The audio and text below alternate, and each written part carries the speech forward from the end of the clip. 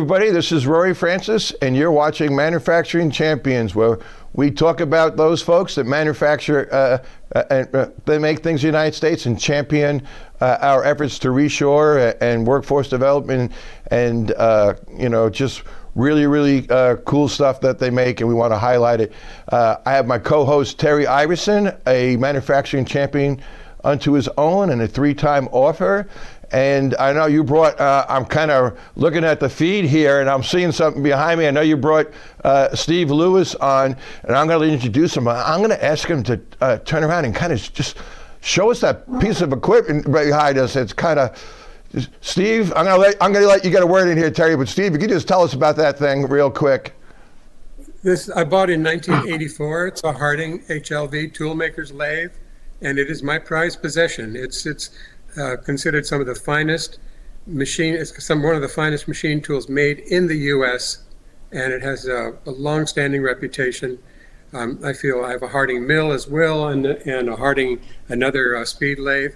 I'm very much oriented around the company, and when I see them at the IMTS, I've met the president Egan at one point, and he wanted to feature me in the internal company newsletter.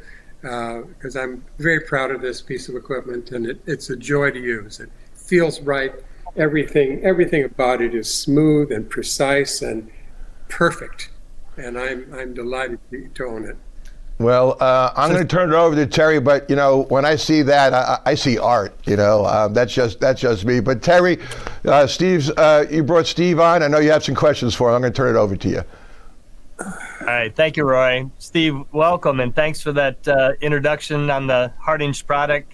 My family was associated with Hardinge for over 95 years, and but we're going to talk about French horns today.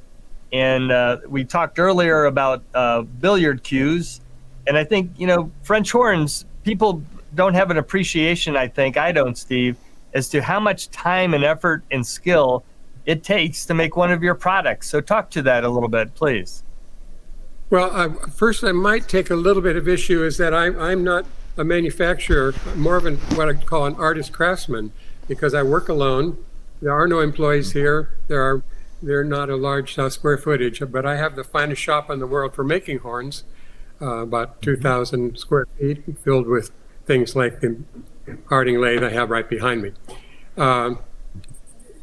It's my business is based initially on very high sense of hand-eye coordination, input from parents and mentors, them being engineers and acoustics people and what have you, and then I achieved a very high level of musical ability on the horn here in Chicago and played some years as what we call an extra with the Chicago Symphony. So I made acquaintance with some of the finest brass players in the world, and concurrently I worked at a trumpet factory, and I learned the making of instruments. And I had a Ukrainian master there who taught me for 4 years. He passed away, and then I was going to move back to California, and a group from the Chicago Symphony brass section who became my friends put up $25,000 to start my own business to keep me in Chicago. First thing I bought was my first Hardinge lathe, and then that evolved into this one ultimately. So Iverson's was my first stop. I spent the 25 very quickly on good things, and it made my work go much more easily. That didn't exactly answer your question, but another prompt would help. Yeah, Steve, can you just show one of your products just briefly while you're sitting there? I see one right over your left shoulder. Share it in what way? Just to view it? Visually. I think just to give an appreciation. There's some of our listeners probably have heard of French horns, but maybe rarely not actually seen one. And while you're showing that, talk to the fact that your backlog is so long that hopefully you'll live a long time, but you may not be able to actually fulfill all the orders you have. Well, that probably is a result. I've been in business 50 years.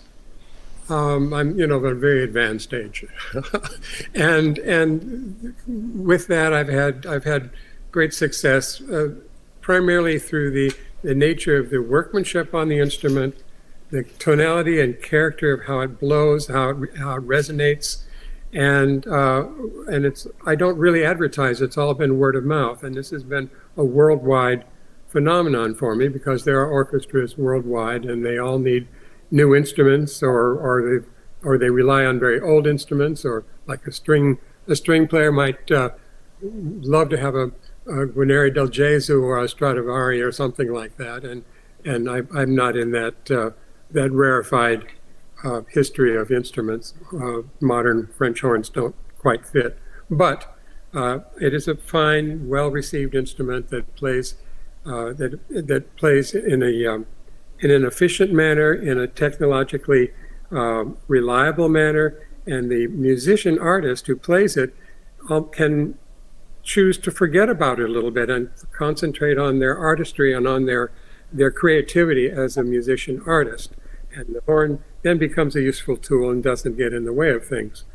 So I produce an instrument that's useful and reliable and precise, and a lot of love and consideration goes into the making of each one for each individual player that I make them for. And so I've always had a back order for 50 years. Initially it was only 12 or 14, and now it's up to 100. And I only make a few horns a year now, not more than 10.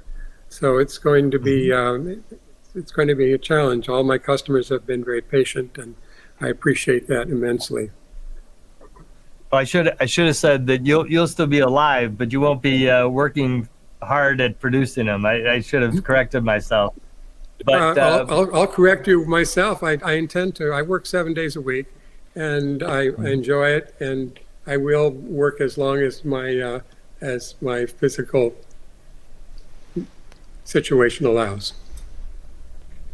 So, Rory, why don't you finish up? We have a short interview, and go ahead and close out with a question for Steve or a commentary, please.